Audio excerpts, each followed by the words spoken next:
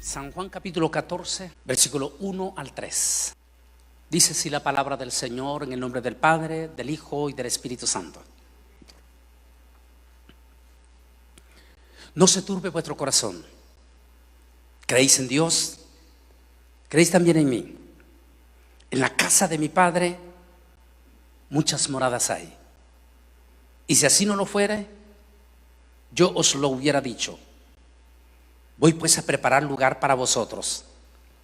Y si me fuere, os prepararé lugar.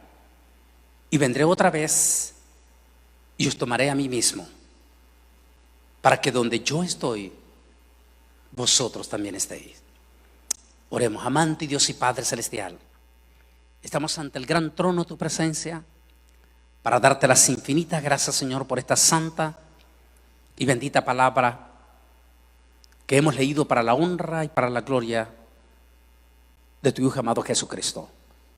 Que esta palabra, Señor, no regrese a usted vacía, sino que dé fruto para todos los corazones a nivel mundial a quien está llegando en este momento.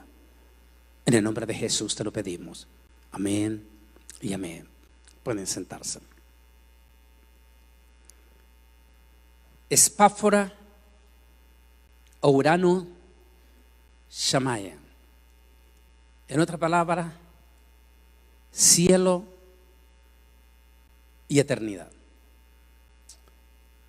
Invitados al cielo es el tema que quiero compartir este domingo, y en especial porque a partir desde más o menos febrero, marzo, abril y mayo, hemos perdido o se nos han ido miles de personas que se nos han muerto. Solamente en Estados Unidos 105,000 mínimo, 105,000 personas se nos murieron en estos 3 meses.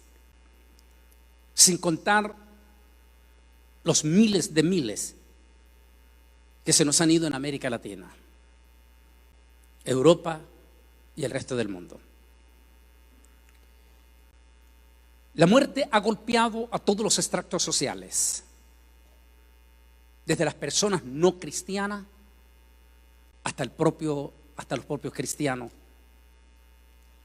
inclusive el propio pueblo de Israel.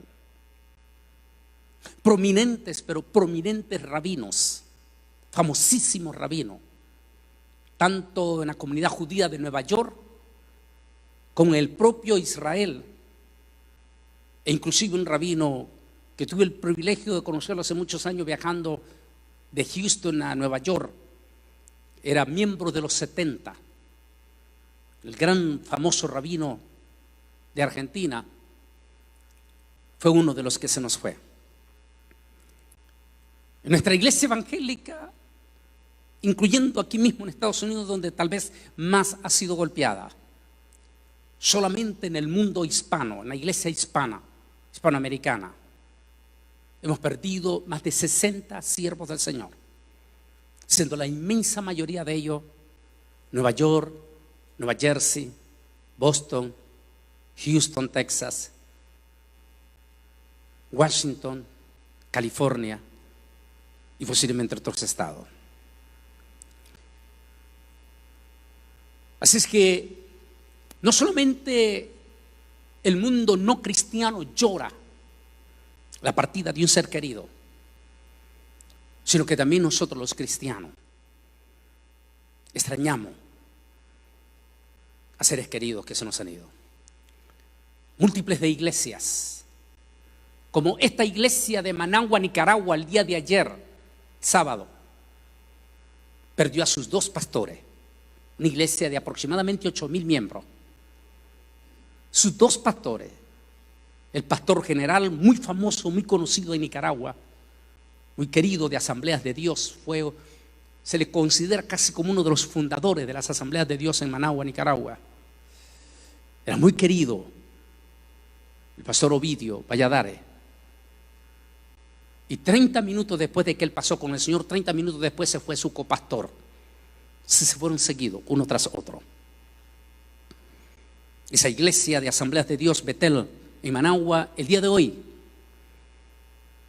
extrañaban a sus dos pastores, a su pastor general y a su segundo pastor. Iglesias como la iglesia de la sinagoga del Concilio Latinoamericano en Washington, extraña 12 de sus diáconos. Oiga bien, 12 de sus diáconos, de esos hermanos preciosos que abrían las puertas, que ayudaban. 12 de ellos ya no están. Sencillamente, dentro del pueblo cristiano nosotros decimos, se nos fueron adelante.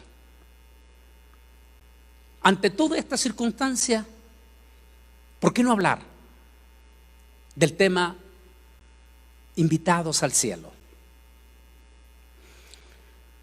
Todos los seres humanos, no importa de qué condición social sea, negro, blanco, amarillo, colorado, ricos o pobres, tarde o temprano nos tenemos que ir de esta tierra. Realmente en la tierra todos los seres humanos somos simplemente visitantes, pasajeros. Como dijo el libro de los Hebreos, somos peregrinos. Somos peregrinos en esta tierra. Y nos guste o no nos guste, tarde o temprano todos vamos a tenernos que ir. Unos antes, otros después. Unos tienen la dicha de vivir como Moisés hasta los 120. Que hasta hoy en día en el judaísmo, cuando se da la felicitación de cumpleaños, en el hebreo se le dice que vivas hasta los 120. Porque fue hasta ahí, por lo menos, el último, que fue Moisés. De manera que todos, tarde o temprano, nos tenemos que ir. Pero la pregunta es, ¿termina todo con la muerte? ¿Se termina todo allí prácticamente? Eso es lo que muchos materialistas desearían y tratan de hacerse creer ellos mismos eso, de que todo termina con la muerte. Se murió, allí terminó todo. Decía, tuve el privilegio cuando recién llegaba a Estados Unidos, uno de los lugares primeros que tuve relación aquí en Texas, que fue el estado donde hoy llegué primeramente, fue San Antonio, Texas. Porque muchos de los estudiantes de la Universidad Vision en Austin, Texas, eran prominentes pastores en San Antonio, Texas. Entonces iba algunos fines de semana allá a San Antonio. Y entre esos fines de semana tuve el privilegio de conocer una personalidad que me invitó a la sinagoga de San Antonio. Esa personalidad nunca olvido, él ya pasó con el Señor. Él era un judío sobreviviente al holocausto nazi. Una de las familias de la supercompañía Levi. Él era uno de esos miembros de la familia o de los dueños de los pantalones Levi. Y nunca se me olvidó cuando él me dijo, Antonio, esta palabra. Me dijo, Antonio, a mí me gustaría creer en el materialismo, de que todo se termina con la muerte. Que la persona una vez que se muere, terminó todo y ahí quedó cero y borrón. Pero me dijo, el daño que a mí me hicieron y a mi familia en el holocausto nazi es tan profundo que yo no lo podía perdonarme. Y yo no podía cuadrar en mi mente de que Adolfo Hitler, ese criminal, ese asesino que experimentó con nuestra familia y con nuestros 6 millones de judíos, que nos provocaron tantísimo dolor, la separación de nuestros padres, que no los volví a ver, me dijo. Nunca volví a ver a mis padres. Y ese dolor tan profundo que nos provocó Adolfo Hitler, me dijo. A mí no me cuadraba que simplemente al morir se terminaba todo y que ahí. Entonces, Ningún castigo, porque el tipo, cuando se vio que estaba acorralado, se tomó una pastilla de cianuro y se murió automáticamente. Entonces, ¿qué juicio? ¿Qué castigo recibió él si todo se termina con la muerte? Me dijo. Y me dijo, yo vivía con aquel resentimiento. El judaísmo mismo no me daba la respuesta. Hasta que una vez me dijo, otro mesiánico me habló de Yeshua. Y él me dijo que Yeshua, Jesús, tenía la respuesta para mí. Un día me dijo Antonio, en la noche, solo en mi cuarto, aquí en San Antonio, yo le dije, Yeshua, si tú eres el Mesías, si realmente tú eres el Mesías, entonces yo quiero que tú me reveles esta noche dos cosas: si existe vida en el cielo, y dos, si existe justicia para Adolfo Hitler. Y me dijo, esa noche me dijo, Yeshua Nazarino, me dijo, que es como hablan los judíos, me mostró las dos cosas. Me mostró que sí existe el cielo, que es real, y que todos los santos muertos en él están con él allá en la patria celestial. Pero también me dijo, te voy a mostrar dónde está Adolfo Hitler. Y me dijo, yo sé que el infierno existe, me dijo, porque ese día Yeshua me llevó, me sacó, yo salí de mi cuerpo y me llevó. Yo pasé por el valle de la sombra de la muerte que dijo el rey David, me dijo, y empecé a entrar en un túnel. Empecé a escuchar gemidos que jamás no hay palabras para explicarlos, me dijo. Y llegué al lugar donde Yeshua Nazarino me mostró dónde está Adolfo Hitler. Y desde entonces me dijo, estoy 100% seguro que la vida no termina con la muerte, sino que la vida comienza un minuto después de la muerte. ¿Por qué? Porque allí es cuando comienza la eternidad. Si moriste con Cristo, vas con Jesús. Si moriste sin Jesús, vas a otro lugar. Es muy diferente a la vida animal. Nunca imaginé, con todo respeto, nunca imaginé que el tema del domingo pasado iban a escucharlo personalidades que jamás nunca imaginé que lo iban a escuchar. Y que un día de esto que andaba caminando en la tarde con mi niña, me llaman para decirme, nunca pensábamos, siempre creíamos que los evangélicos no saben tocar estos temas, me dijo. Nunca imaginábamos que los evangélicos saben acerca de la antropología, del origen y acerca de esos visitantes extraterrestres.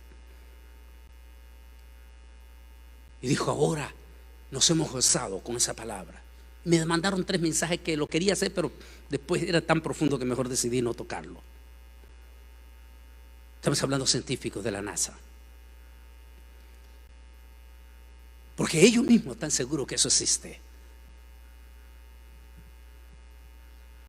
La vida no termina con la muerte. Entonces, ¿qué es la muerte? La muerte no es otra cosa que un vehículo. Eso sería la palabra más correcta para decirla. La muerte es un vehículo que nos transporta hacia la eternidad. La pregunta es, ¿hacia dónde has comprado tu boleto tú? ¿Hacia el cielo o hacia el otro lado de la eternidad? A mí me gustaría 100% creer la enseñanza de algunos, no voy a decir nombres, de algunos movimientos religiosos semi-evangélicos, porque no son evangélicos, que dicen que sencillamente No existe el infierno, que la persona se muere, que lo entierran y que ahí queda en la sepultura y que ahí se pudre, y que habrá un día del juicio. Y que cuando llegue ese juicio final, cuando todos resuciten, sencillamente Dios va a decir: los que son salvos van conmigo aquí, van a seguir viviendo, y los que no, los aniquilamos como todos los animales. Nos gustaría creer eso, pero no es eso lo que dice la Biblia. No es eso lo que habla. Como explicaba el domingo pasado, el ser humano recibió algo que es diferente a los animales. Todos los animalitos. Es casi normal escuchar a los niños estar preocupados por su mascotita. ¿Qué va a pasar si viene el Señor? ¿Qué va a pasar con mi perrito cuando se muere y todo? Ellos se preocupan por su mascotita.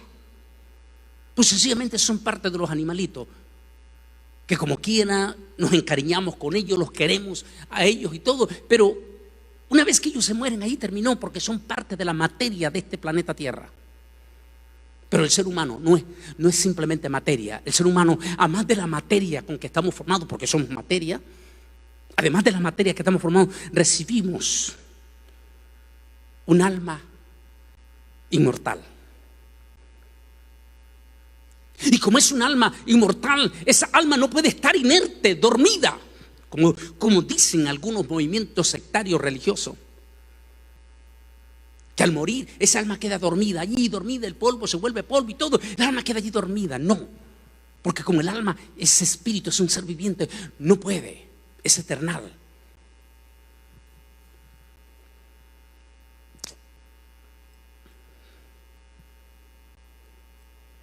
El ser humano desde Adán y Eva, porque nadie mejor que Adán conoció acerca de esa eternidad después que perdió el derecho al árbol de la vida. De hecho, habló a sus hijos y traspasaron los hijos de los hijos a él. Es que la única manera de escapar de un juicio de la eternidad era agarrándose al Altísimo Dios Todopoderoso. Todos los justos de aquel entonces, descendientes de Adán, empezaron a creer en su corazón y empezaron a obedecer, a seguir al Altísimo Dios Todopoderoso, esperando que cuando la muerte llegara no fuesen enviados ellos a ese lugar de tormento. Como se conocía muy poco acerca de la eternidad en el cielo, entonces se hablaba de un lugar conocido como el seno de Abraham en el judaísmo. Ese seno de Abraham, según la creencia del judaísmo, estaba compuesto, estaba dividido, estaba en el mismísimo infierno. Solo que en esa parte del infierno, antes de ir al lugar de tormento, había un lugar donde solamente estaba reservado para los justos que morían.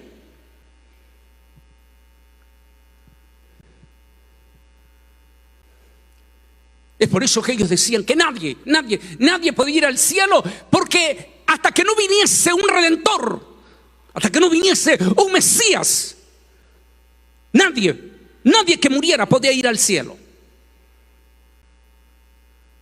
Es por eso que es normal que escuchemos, por ejemplo, a un movimiento llamado los Testigos de Jehová, que le digan: a ver, ¿tú crees que Abraham se fue al infierno? Pues no. ¿Tú crees que Job se fue al infierno? No. ¿Tú crees que David se fue al infierno? No. Ah, pero mira lo que dice aquí en la Biblia. Dice: y se murió Abraham, y murió fulano y sutano, y todos fueron al Seol.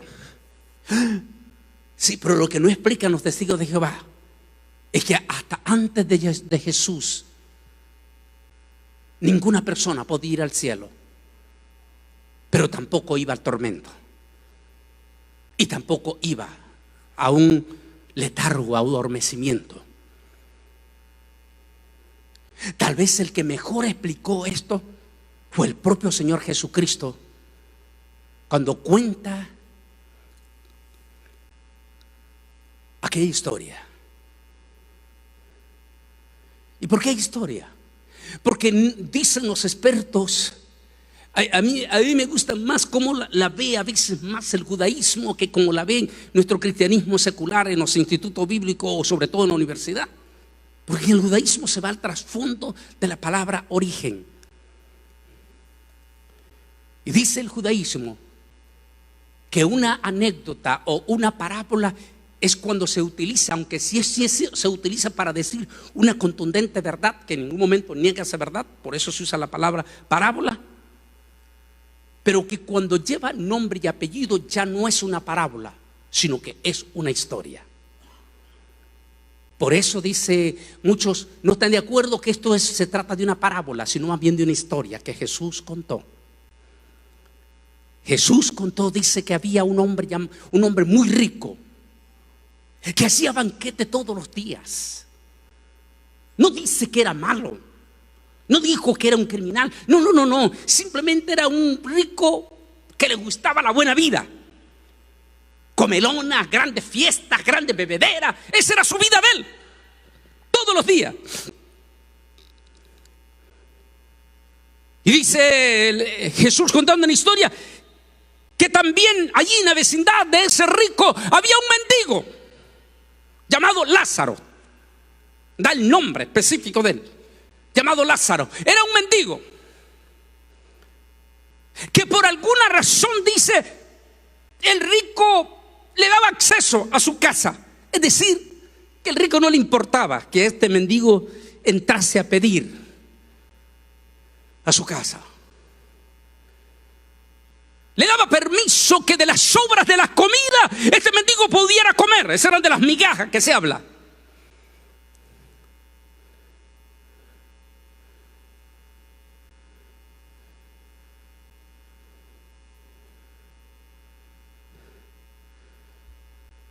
Posiblemente aquel mendigo que comía de las migajas de aquella mesa, de aquel rico,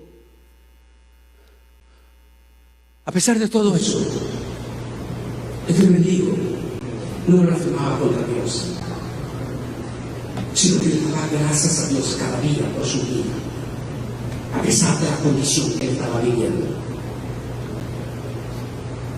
Pero como a todos nos llega nuestro día,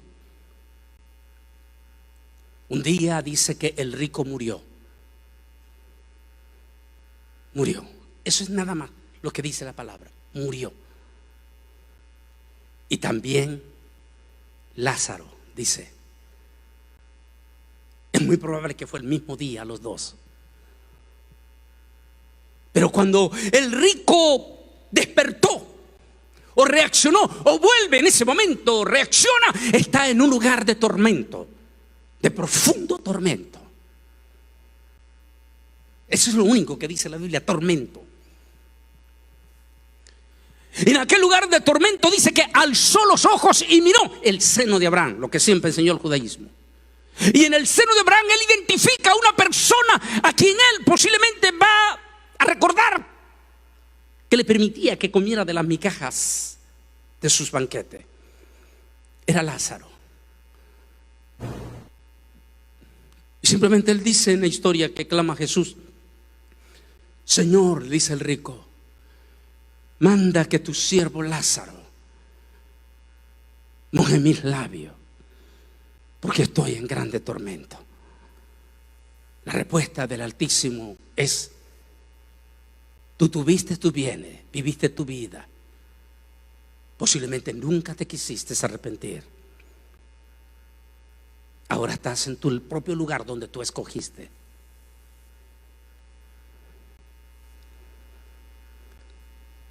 El seno de Abraham existió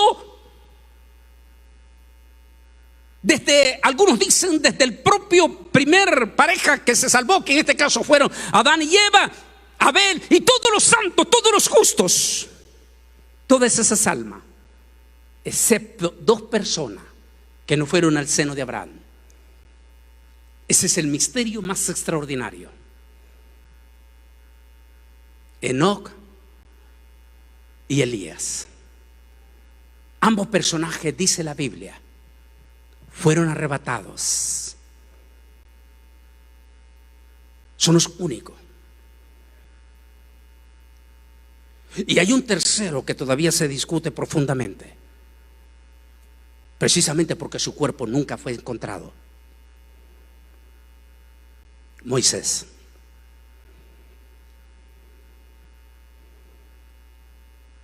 Aparte de la historia de ellos, El resto de todititos, murieron y fueron al seno de Abraham.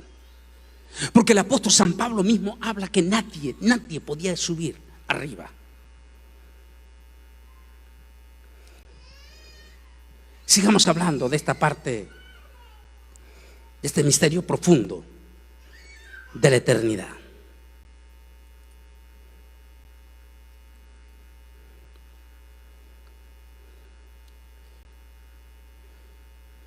Solamente decía, me gusta lo que decía antes, dice la gente del mundo.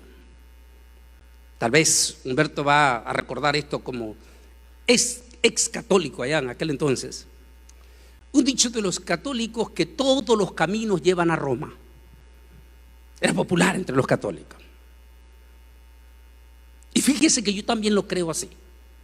Que todos los caminos de este mundo, si usted quiere llegar, todos los caminos le pueden llegar a Roma. Usted puede ir a Roma en diferentes formas si quiere. Puede ir en avión, puede ir en barco y hasta en burro puede ir a Roma. Pero ¿cómo usted? Bueno, póngase de acuerdo usted en el estrecho de Bering cuando esté súper congelado en Bering y puede cruzar. ¿Cómo cruzaron los indios para acá? Mongolos. Cruzaron el estrecho de Bering. Finalmente, dentro de 3, 4, 5 años en el burro va a llegar, pero va a llegar a Roma. Pero al cielo no se puede llegar por todos los caminos. Solo hay un camino. Un camino. No me importa lo que digan los fulanos, sutanos, no, que esto, que el otro. No importa lo que diga. El Rey, el Altísimo, lo determinó. Él es el creador. Y el creador puede decirlo, puede hacer lo que a él le da la gana porque él es el creador. El creador del reloj, él puede decir que puede hacer el reloj como le dé la gana, lo puede volver a debatir, lo puede volver a hacer, y él es el creador. ¿Cómo vas a discutir? ¿Cómo va a discutir el reloj con su creador? Esa es su determinación.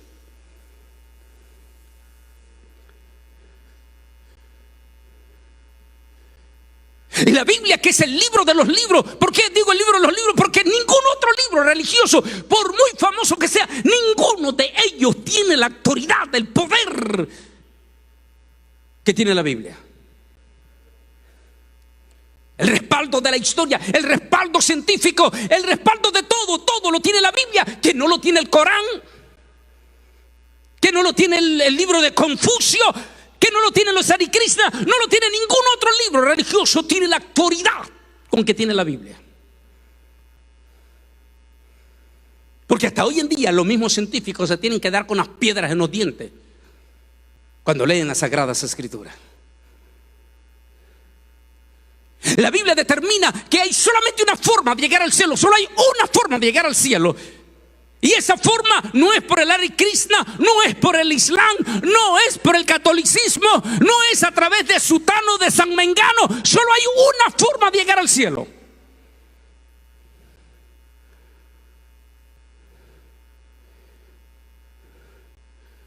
Impresionante esa noche cuando él le dijo, cuando él está hablando del cielo, no se turbe vuestro corazón. Están los discípulos en aquella cena del Seder, se llama en hebreo, la gran cena del Seder, de esa noche de la Pascua judía. Los discípulos tienen un presentimiento en su corazón,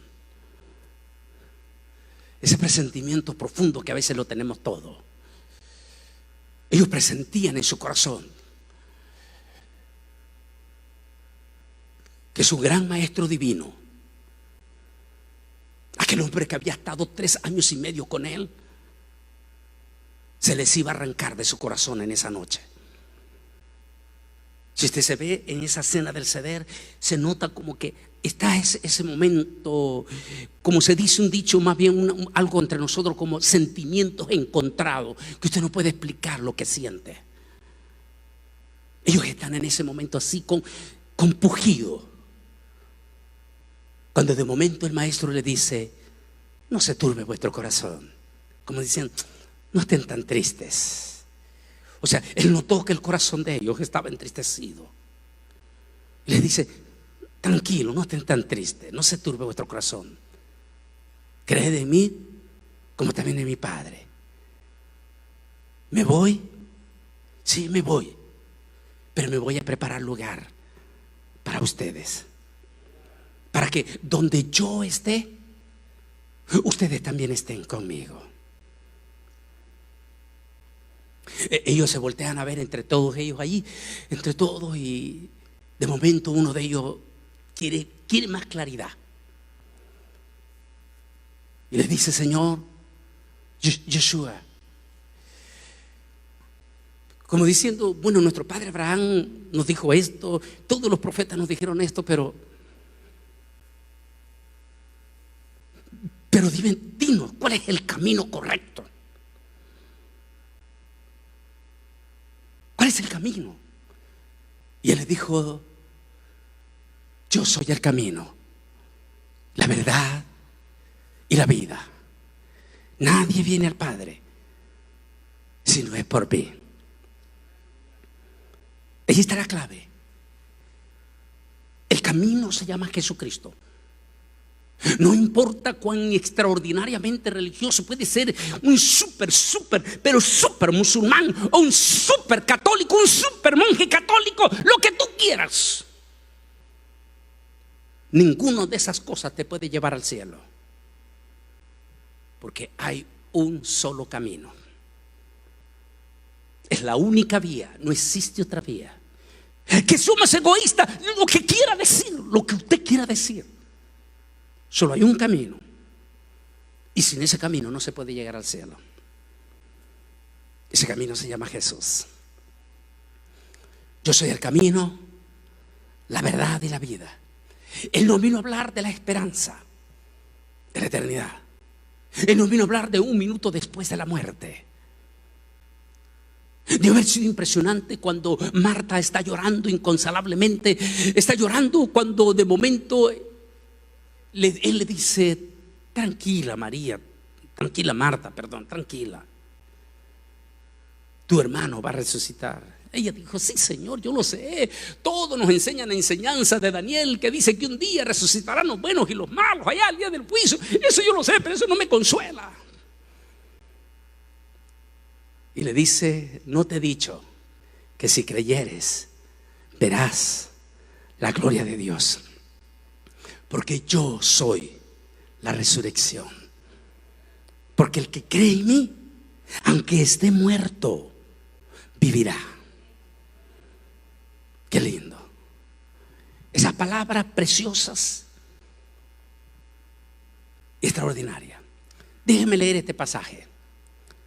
Porque no tenemos lucha contra sangre y carne, sino contra principados, contra potestades, contra los gobernadores de las tinieblas de este mundo, contra fuerzas espirituales de maldad en las regiones celestes. Hablé de esto el domingo pasado, de las fuerzas sobrenaturales que están en el segundo cielo, conocidos como potestades infernales, y que ellos van a hacer todos los obstáculos posibles para evitar que usted llegue al cielo. Sin embargo, no se preocupen, que Dios tiene ángeles especiales para cuidarnos y para llevarnos. Un teólogo dijo las siguientes palabras: estoy absolutamente convencido, dijo, que una vez que una persona se convierte a Cristo, desde el mismísimo momento que se convierte a Cristo, Dios asigna un ser angelical. Ese ser angelical tiene una sola misión: no soltar a esa persona, cuidarla, protegerla hasta el día en que ese mismo ángel se encarga de entregar esa alma al cielo. La Biblia dice que el ángel de Jehová acampa alrededor de los que le temen y nos defiende. Es decir, desde el primer día que nos convertimos a Cristo, no estamos solos. Hay ángeles que nos cuidan, que nos protegen. Hay múltiples de preguntas. Hay un estudio que tal vez es el que más alma nos ha llevado, se llama El Día del Juicio Final. Lo hice hace más de 20 años. Y en ese estudio estoy hablando de este doctor norteamericano de los 50, que su libro fue un bestseller. Cuando este médico, que antes de convertirse, como él dijo, era agnóstico, no creía en Dios, era un cardiólogo,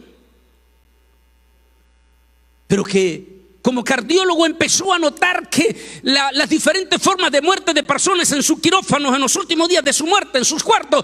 Así que decide en los últimos 10 años, él para hacer un libro decide documentar la muerte de esas personas, que al final de esos 10 años lo va a llevar a convertirse a él a Cristo. Él documentó por religión. Le llamaba la atención que alguna gente antes de morir sentía pánico, pero pánico. Lo que lo llevó a él a escribir el libro es la mirada, esa mirada dilatada que miraban, que morían muchos. Él es el que escribe, que dice que el último, dice ese médico, ese famoso bestseller, dice que el último de todos los músculos que perdemos a la hora de morir, el último de los músculos que se muere es la vista. Y el primer músculo que deja de funcionar es la lengua, es decir, que no pueden hablar. Por eso es que Voltaire, el famoso ateo de la Edad Media, cuando documentó, o sea, llamó a uno de sus escritores, porque él dijo que iba a demostrar al mundo aún en sus últimos minutos de muerte que todo eso de la eternidad era una farsa. Pero dice su escritor que en los últimos minutos de la muerte de Voltaire, este famoso filósofo ateo francés, dice que en los últimos minutos aquel hombre tenía unos gestos horribles, gritaba, feo, espantoso. Y por último no pudo detallar cuando solamente dio un grito fuertísimo que dijo: "¡Ganaste, Nazareno!". Y murió con una mirada horrible.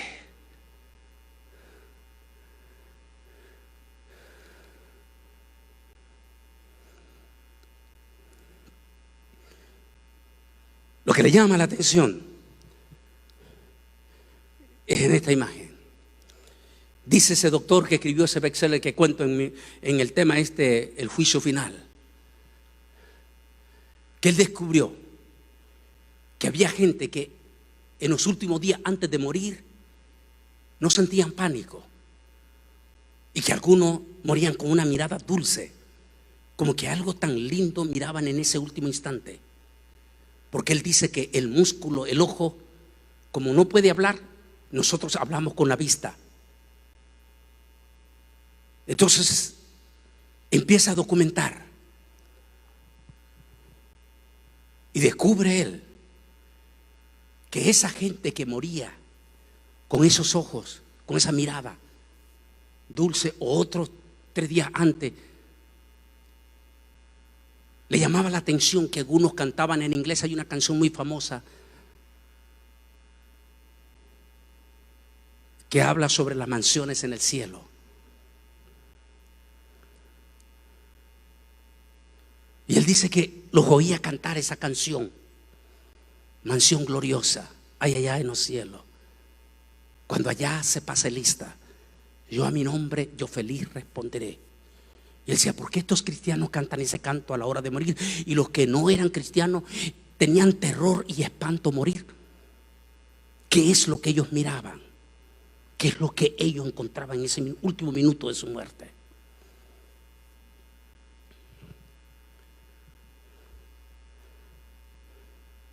Tal vez un cantante cristiano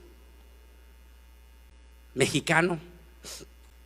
Hace unos años que fui, en 2013 creo que fue, a Oaxaca, y él fue uno de los que fue a recogerme al aeropuerto. Esa noche, allí en el hotel, él me dijo: hermano Bolaine, yo quiero comentarle un testimonio. Me dijo: hermano Bolaine, yo me morí realmente. Comenzó a llorar. Yo me morí, dijo. Aquel ataque que me dio, aquel cardíaco que me dio a las 2 de la mañana, me dijo. Yo andaba mal, yo me había metido con el movimiento de este señor de Guatemala, señor Luna. Me había metido con todo ese movimiento, dijo, y andaba mal.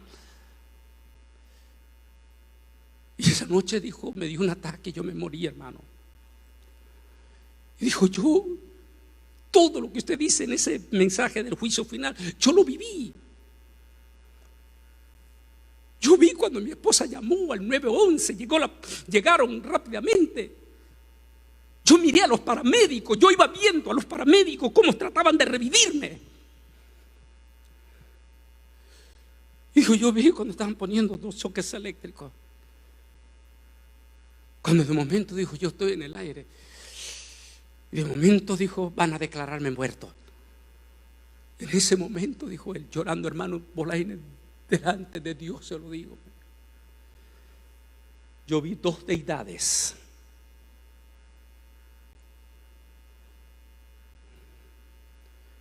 Uno de ellos, un ser angelical de este lado. Y el otro lado me dijo,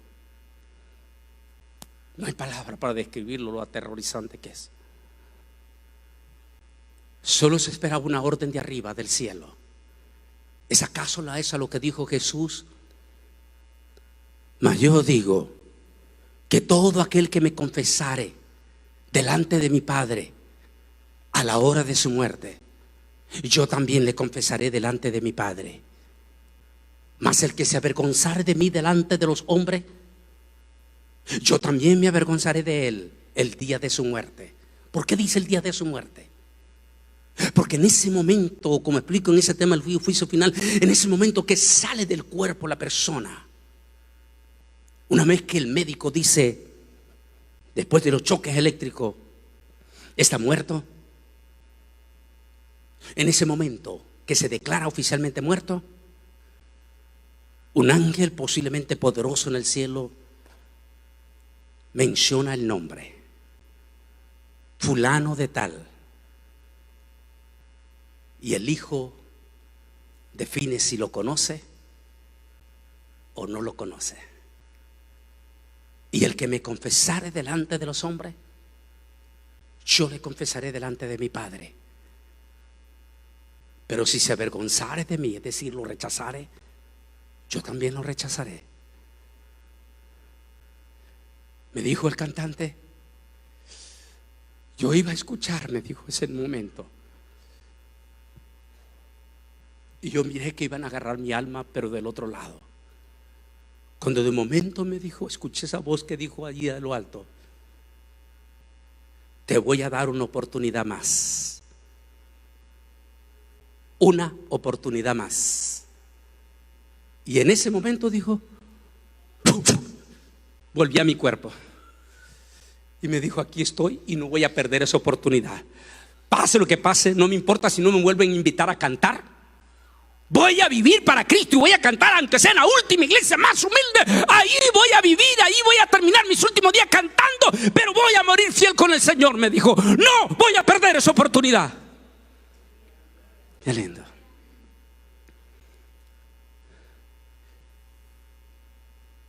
El relato de esto es que no es el oro ni la fama, nada de eso es lo que te salva, sino un corazón sencillo y humilde que reconozca que solo Jesucristo te puede dar esa salvación y esa vida eterna. Ese día que nos toca viajar con el Rey y traspasamos los cielos, porque de eso voy a hablar. Traspasamos esos cielos que hablé el domingo pasado. ¿Se acuerda que hablé de esto? Traspasamos. En otras palabras, la persona que se muere hoy en Cristo, hablamos en Cristo, ya no va al seno de Abraham. El seno de Abraham ya no existe. El seno de Abraham existió hasta el último, hasta aquel día en que Jesús murió en la cruz del Calvario.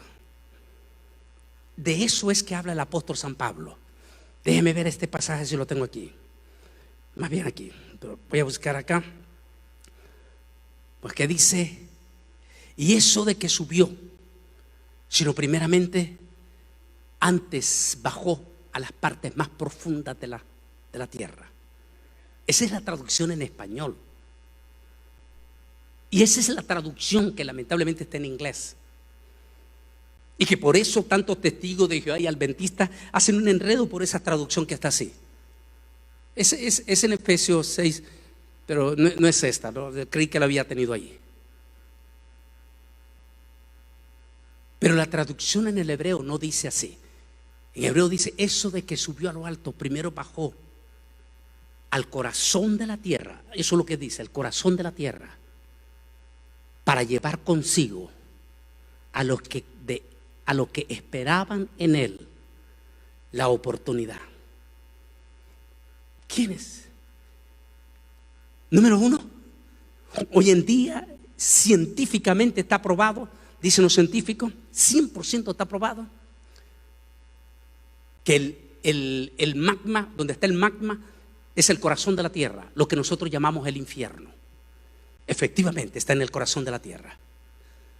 Los científicos dicen que los volcanes, y como el Triángulo de la Bermuda y todo eso, son respiraderos del infierno. Efectivamente no hay contradicción con lo que dice la traducción en hebreo.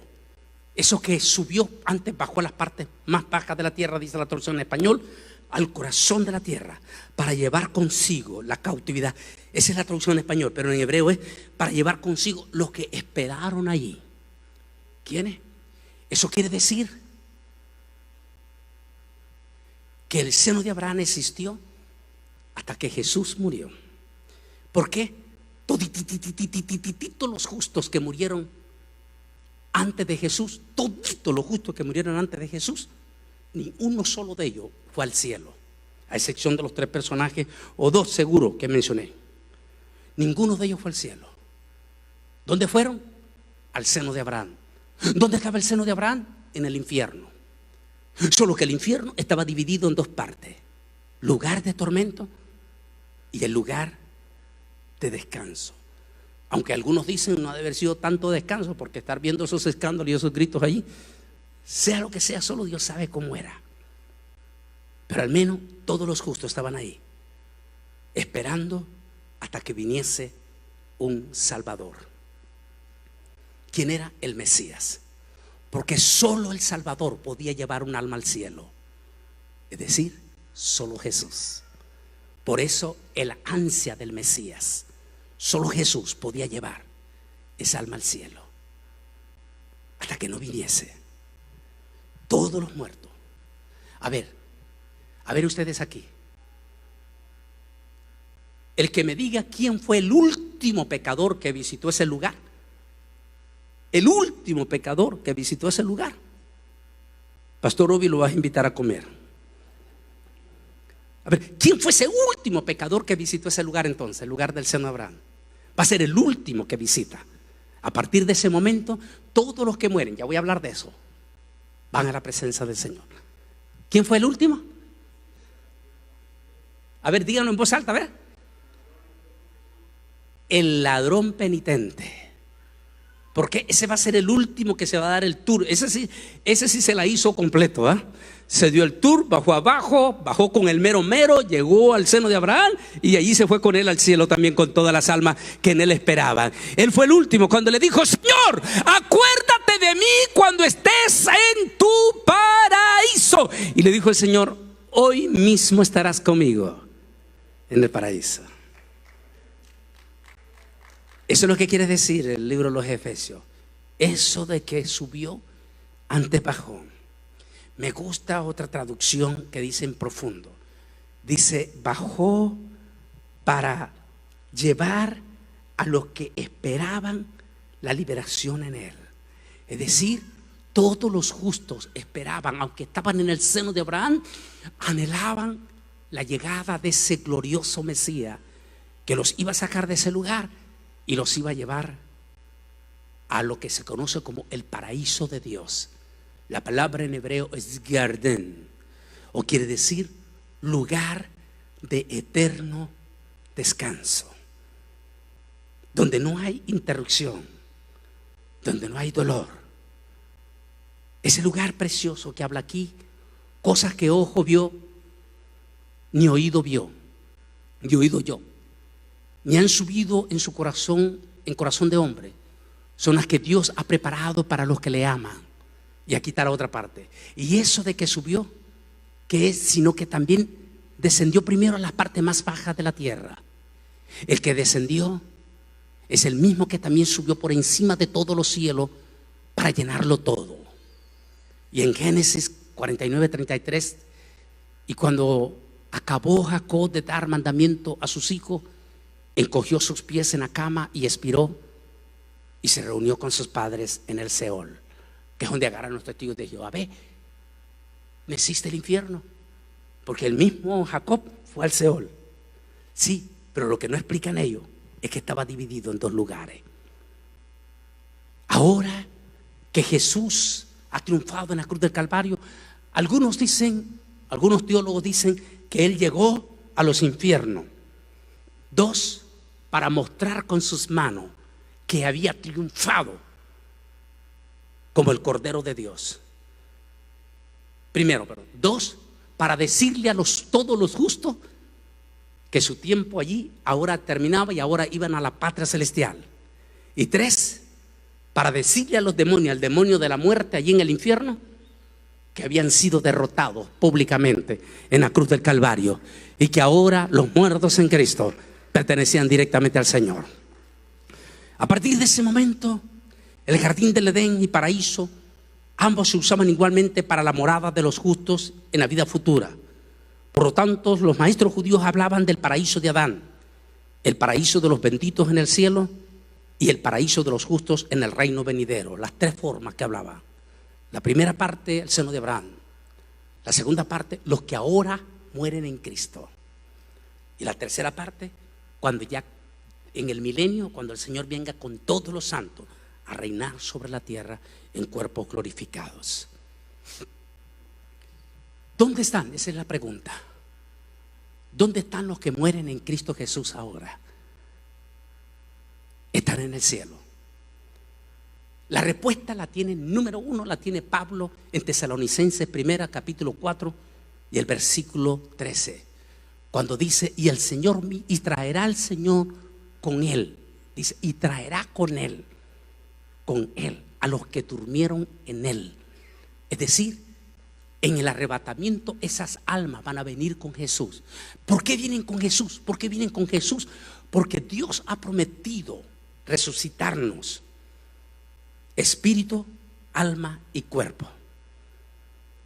¿Por qué vienen esas almas con Él? Porque vienen para reclamar sus cuerpos. Dice Pablo, apúntelo allí, en Efesios capítulo 4, Tesalonicenses, 1 Tesalonicenses capítulo 4, versículo 13. Esas almas vienen con Él, porque Pablo dice en Corintios, dice, y los muertos en Cristo resucitarán primero. Esos cuerpos van a levantarse de donde quiera que esté, de donde quiera que haya quedado ese cuerpo, en las aguas, en las cenizas, porque recuerde que en la Edad Media miles de miles, se dice que en 500 años el Vaticano quemó a más de 60 millones de cristianos, los hizo ceniza. Grandes hombres, grandes mártires de ellos, que el que más recordamos nosotros, sin lugar a duda, es John Hus. Las cenizas de él quedaron regadas, pero de una manera Dios levantará su cuerpo otra vez. Dice Pablo, y los muertos en Cristo resucitarán primero. Es decir, van a recibir ya no el cuerpo debilitado con que fue enterrado, con que fue quemado, sino ese cuerpo glorificado, angelical. Vienen para recibir su cuerpo angelical. Y a partir de ese momento ya recibiremos la forma angelical. ¿Qué quiere decir? Que en este momento toditititito los muertos en Cristo no tienen cuerpo angelical allá en el cielo todavía. Sus almas están en un lugar de eterno descanso. Eso es lo que significa la palabra paraíso. Un lugar donde Pablo dice que ojos que no han visto y oídos que no han oído son las cosas que Dios nos tiene guardado allá. Esos santos que están allí, todos los muertos en Cristo desde Adán, esos santos no nos pueden ver ni nos pueden escuchar. Así es que si le dicen que usted puede hacer una oracioncita a San Pedro, va a perder su tiempo, porque San Pedro no lo puede escuchar. Es decir, que si usted le va a encender velas a la Virgen María, claro que sí está en el cielo María, pero no te puede escuchar, porque está en un lugar que se llama eterno descanso, sin interrupciones. Es decir, nadie los puede interrumpir en ese lugar. Debe de ser bello, debe de ser lindo, debe ser maravilloso la paz en que están los que se nos han ido adelante. ¿Sabe por qué lo creemos eso? Porque Pablo visitó ese lugar antes de morirse completamente. Y después que Pablo visitó ese lugar, ya se quería ir más rápido. Él decía, porque para mí el vivir es Cristo y el morir es ganancia, aunque deseo irme ya. Estaba desesperado. Debe de ser un lugar precioso. Por ahora, allí están en ese lugar. Pero cuando venga el arrebatamiento de la iglesia, que es el que está por suceder, está por suceder. Nunca antes en la historia habíamos estado a punto de experimentar el arrebatamiento de la iglesia como lo estamos en este momento. Ya no hay hoja atrás, ya no hay vuelta atrás. Mis hermanos, por favor, se lo digo de corazón a corazón, el mundo no va a cambiar ya. Ya no va a cambiar. O sea, si nosotros queríamos saber la verdad de la gran tribulación,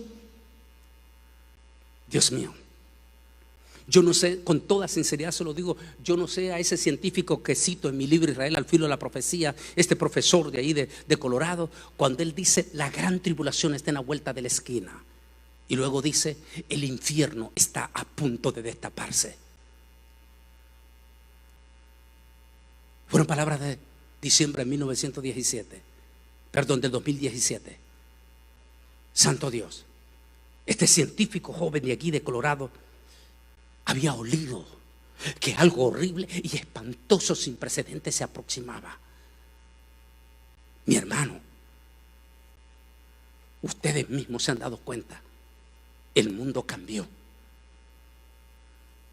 Solo miren, salga a la calle y ve toda esa gente. Bueno, solo mirábamos a los chinitos antes, ahora todo el mundo. Nuestros niños, estos niños ahora les toca vivir en este momento algo que no tienen respuesta para ellos. Y para el colmo, las estadísticas que nos están diciendo es escalofriante. O sea, no hay un futuro bonito para el próximo año, bonito no hay.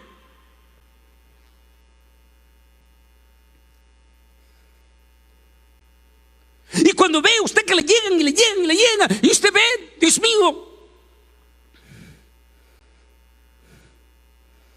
un personaje invitó en su programa la semana pasada a varias personalidades, entre ellos científico Tony Blair, el de Google. Y cuando ellos están hablando esa palabra, ellos lo hablan en el término mundano y uno dice, Dios mío, y cuando de momento están hablando ellos y están diciendo que Madrid va a ser el primer aeropuerto donde va a despegar en estos días el primer avión con pasajeros mundiales, y que esos pasajeros mundiales van a ser los primeros en estrenar el pasaporte electrónico internacional. Y para los que somos escatólogos estamos viendo eso. ¿De qué está hablando ellos? ¿De qué pasaporte electrónico internacional están hablando ellos? Y siguen hablando y dice, ¿por qué? Porque el mundo no va a volver, dijo el de Google, el mundo no va a volver a ser igual, no va a ser igual. Todo el mundo va a andar viajando con la muerte en su mano. Y el mundo va a necesitar, los aeropuertos van a necesitar dar seguimiento a esa persona, quién lo lleva y quién no lo lleva. Y la única manera será llevar un mapa electrónico. Que al llegar al aeropuerto las cámaras lo van a checar y van a poder detectar en el mapa electrónico si esa persona es portador de la muerte. Y cuando uno ve, no estamos hablando de esas cositas que le mandan ahí, de esos mensajitos allí de las redes sociales. No, estamos hablando de personalidades. Humberto, tú como periodista, están hablando en la noticia, decir esto y decir, Dios mío, no, es que no estoy leyendo un mensajito de las redes sociales, estoy yendo a uno de los expertos a hablar que ni siquiera sabe de lo que está diciendo. Dios mío, te están hablando de la marca de la bestia, te están hablando de todo esto que viene ahí encima. Y cuando oye que te están hablando de todo eso, uno dice: santo Dios. El arrebatamiento de la iglesia entonces está a la puerta. ¿Qué nos toca ver? ¿Qué va a pasar estos próximos 10, no digamos 10 años, los próximos 7 años, digamos?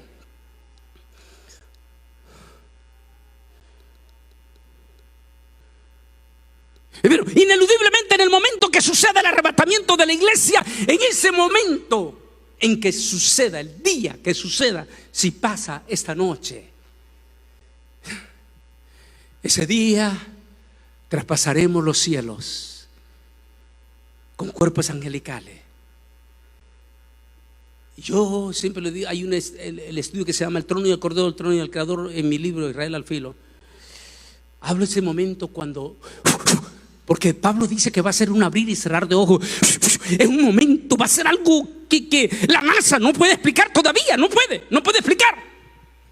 No puede explicar lo que dice Daniel. Dice Daniel, y todavía, dice Daniel, todavía no había dicho la palabra en su boca cuando Gabriel ya estaba ahí. El arcángel Gabriel había traspasado desde el tercer cielo, segundo cielo, y ya estaba allí donde Daniel.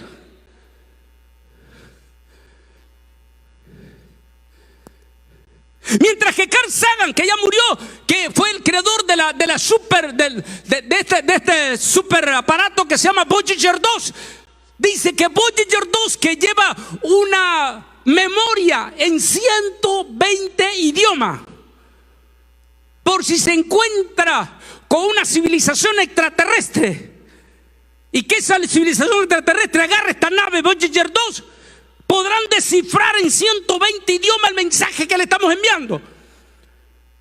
Y dice Carl Sagan, esa nave que está viajando a una cantidad impresionante de kilómetros por hora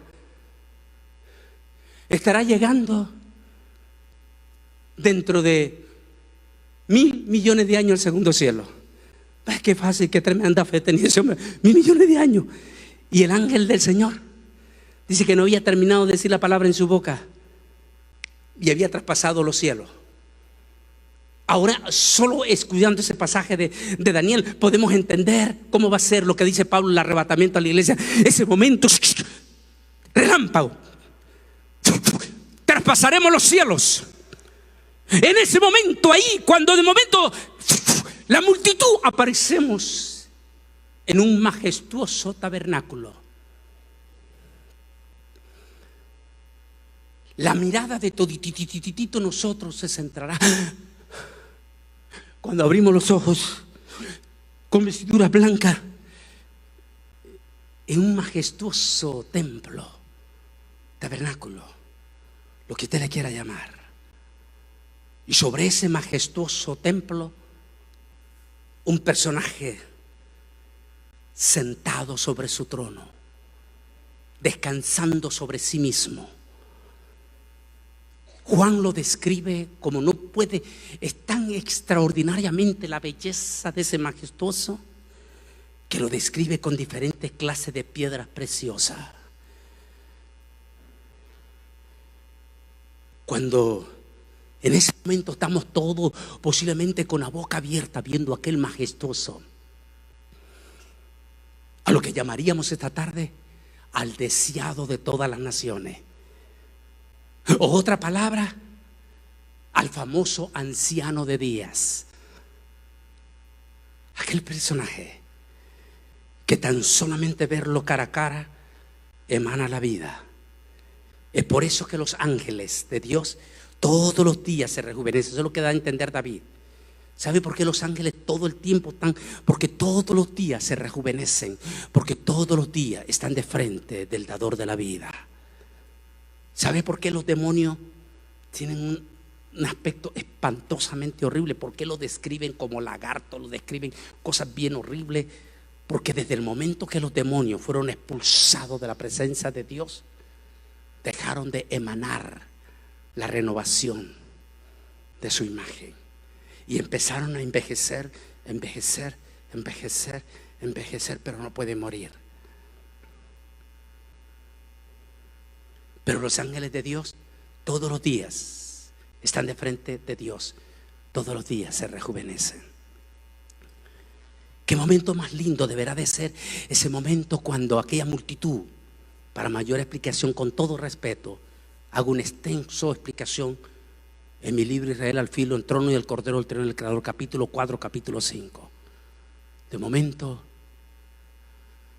aquella multitud, llega el momento de la presentación, porque todo va a ser oficial. La presentación oficial, la presentación de Elohim, Adonai, Hashem, El Shaddai, Yahweh, Jehová. Llega el momento de la presentación. Llega el momento de la presentación del misterio del Dios triuno. Y dice Juan, y miraba a los 7 espíritus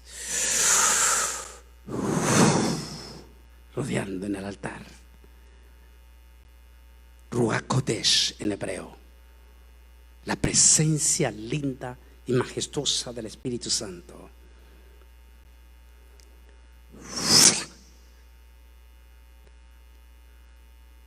El misterio del unigénito Hijo de Dios. Mientras estamos en todo ese escenario y después de la presentación del Cordero, llega el momento, va a llegar el momento que quiero ir en esa parte. Va a llegar ese momento lindo. ¿Nos conoceremos en el cielo?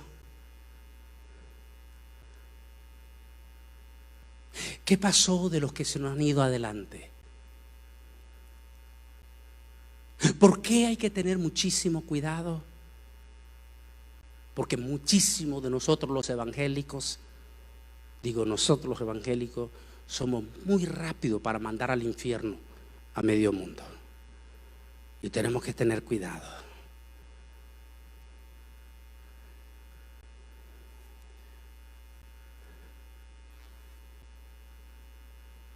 ¿Quiénes están en el cielo? ¿A quiénes encontraremos?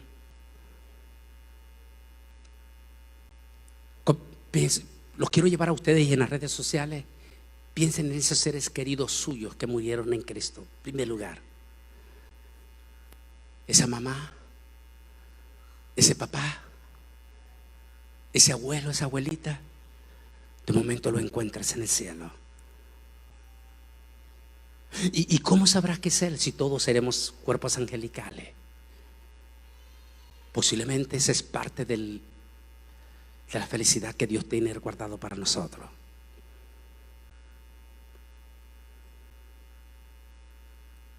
Es muy interesante,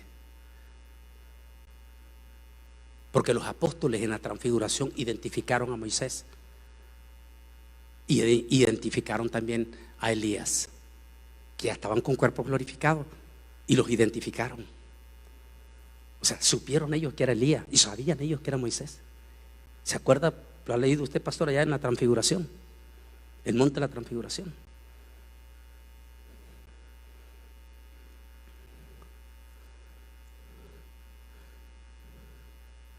De momento, llega ese momento. Mamá, papá, abuelo. Y aquí viene la pregunta del $1.000.000. De momento aquella mamá está contenta saludando a Juan, a Andrés, a Enrique, a Bartolomé, a todos sus hijos. Sobre todo, recuerde que hace 70 años para atrás nuestras mamás tenían chorros de hijos.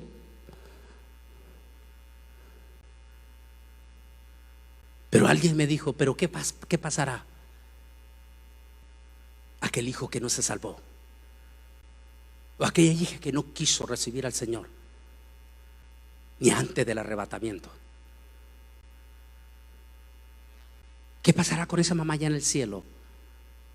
Porque el dolor, una madre tiene un dolor que nadie se lo puede quitar. El dolor de madre.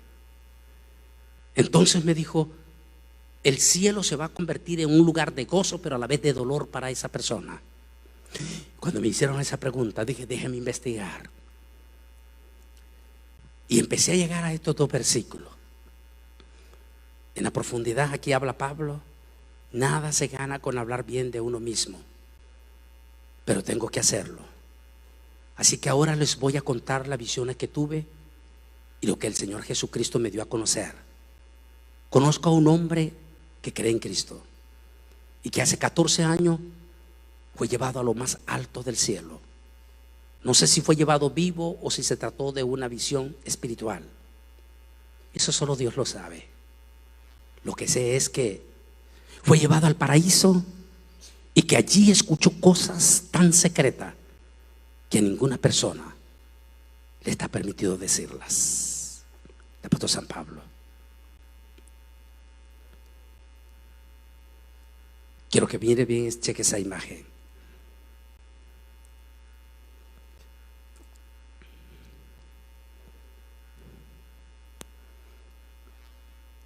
Viene un grupo de personas, le traen y le tiran a los pies de Jesús a una mujer. La multitud está con piedras en sus manos y le dice, Yeshua, esta mujer ha sido encontrada en el mismo acto del pecado y según la ley de Moisés manda que las tales deben de morir apedreadas.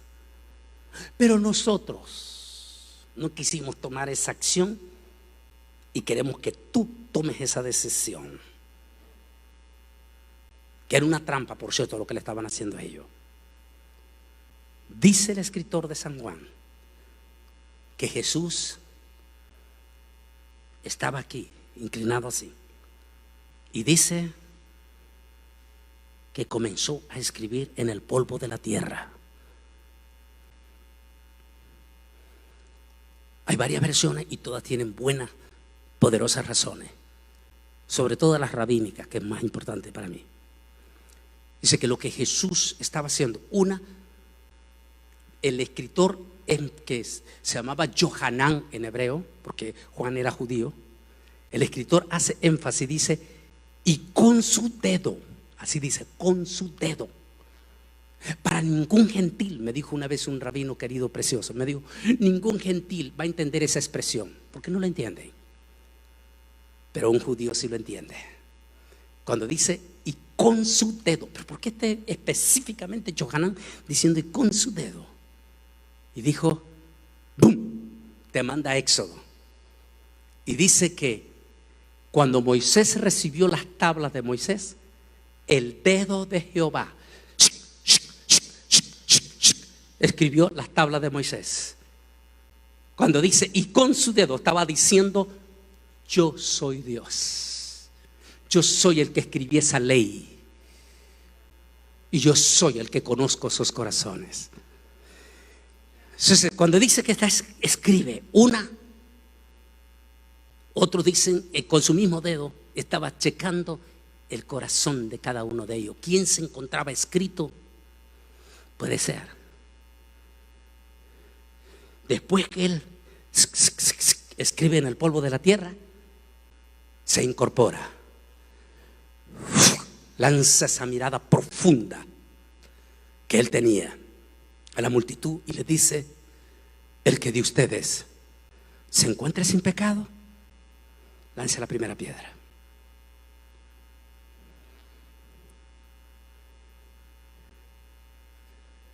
Y aquí vamos a este otro pasaje.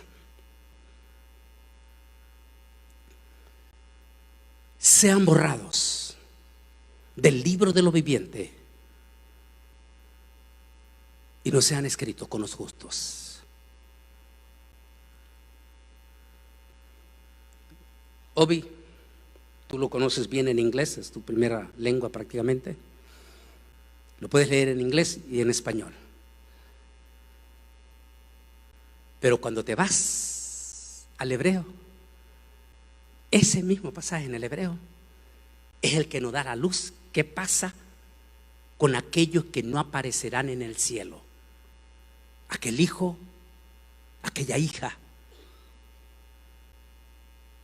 que al no encontrar a su mamá en el cielo podría provocar dolor. Pero cuando nos vamos al original, al hebreo,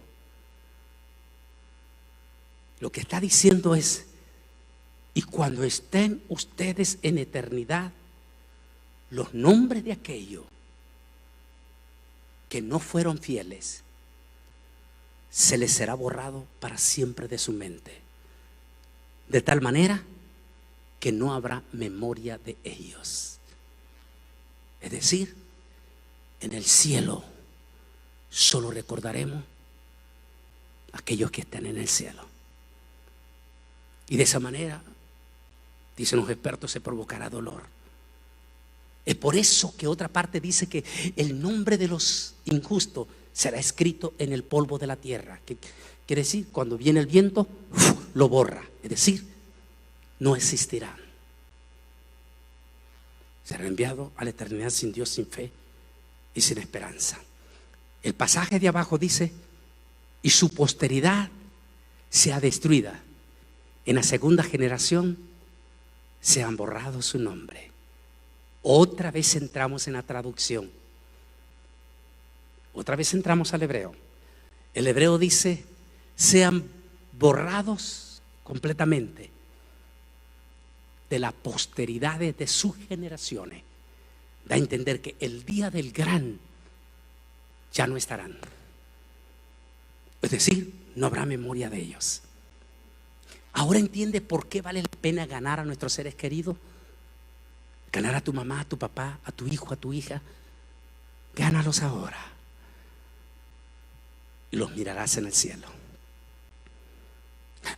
Pero viene otra parte. Otra parte. ¿Y qué de aquel viejito, aquellas viejitas mexicanas, nicaragüenses, costarricenses, guatemaltecos, salvadoreños, panameños, dominicanos? ¿Se acuerda de esas viejitas de hace 70 años atrás?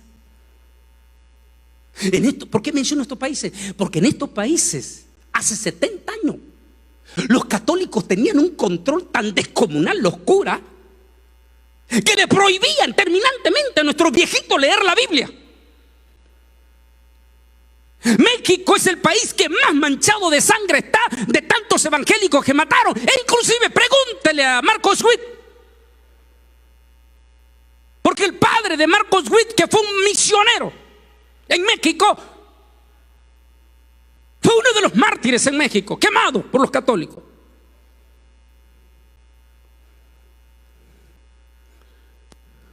En México mismo, y allí se diga América Central y Sudamérica, los curas tenían tanto control que si se daban cuenta de alguien evangélico en su pueblo, en su comunidad, incendiaban, le echaban a la gente, públicamente los denunciaban para que los trabajadores lo corrieran, no le dieran trabajo.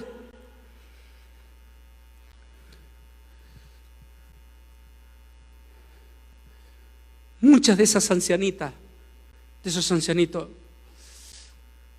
amaban a Dios en lo más profundo de su corazón, pero nunca se les permitió escuchar el evangelio, porque sus curas se lo prohibieron. Y en su ignorancia de esa gente, por favor, yo lo estoy llevando a ustedes, váyanse ustedes a pensar en esos tatarabuelos, esos abuelitos, que a pesar que nunca escucharon el evangelio, nunca escucharon el evangelio, era gente de moral. ¿Se acuerda, hermano Jiménez? ¿Verdad? Eran gente de moral, tenían principios profundos de moral, y en su ignorancia de ello amaban en lo más profundo a Dios.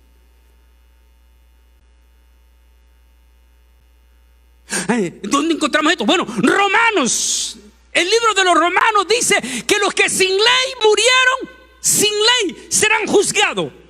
Y luego dice Pablo: oh, grandes profundidades de Dios este misterio. ¿Por qué? Porque Dios es justo. ¿De qué ley está hablando ahí? De la ley del corazón, de la ley del evangelio. Es decir, ellos no rechazaron a Jesús. Simplemente nunca se les dio la oportunidad de escuchar. Si ellos le hubieran tenido la oportunidad de escuchar, lo hubieran recibido. Pero como los curas no se lo permitieron, entonces, a pesar de todo, en su ignorancia, sí escucharon del nombre de Jesús, dicho en su forma de parte de los católicos, porque los católicos hacen una mezcla. A pesar de todo, allá es probable que el día del gran juicio, el día del cielo, encontremos a ese viejito, esa viejita, allá en el cielo. ¿Es de ese gran misterio que está hablando el apóstol San Pablo? ¿O grandes profundidades de Dios? Porque los que sin ley murieron, sin ley serán juzgados. Ahora, ¿qué pasa con aquel que sí recibió el mensaje de Cristo, pero le rechazó? Ese sí no hay nada que hacer. El que me rechazare, yo también le rechazaré. Si es decir, ustedes que están en las redes sociales, si usted recibe el llamamiento de recibir a Cristo, pero lo rechazas y no lo aceptas y te mueres esta noche, no hay nada que hacer por ti. Te fuiste a juicio, no porque nunca escuchaste, sino porque nunca lo quisiste recibir. Oh misterio grande de Dios. En otras palabras, la única manera de llegar al cielo es única y exclusivamente por Jesús. Una vez le preguntaron los discípulos a Jesús acerca de este misterio, y él dijo: yo soy el camino, la verdad y la vida. Nadie viene al Padre si no es por mí. El que cree en mí, aunque esté muerto, vivirá.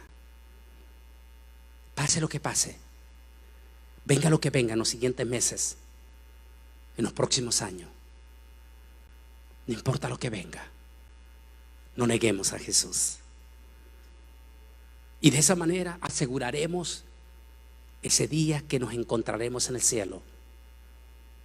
De los que ya se nos fueron, de los que se nos han ido en esta pandemia, vamos a encontrar allá en la patria celestial aquel papá, aquella mamá, aquel abuelo, aquella abuelita.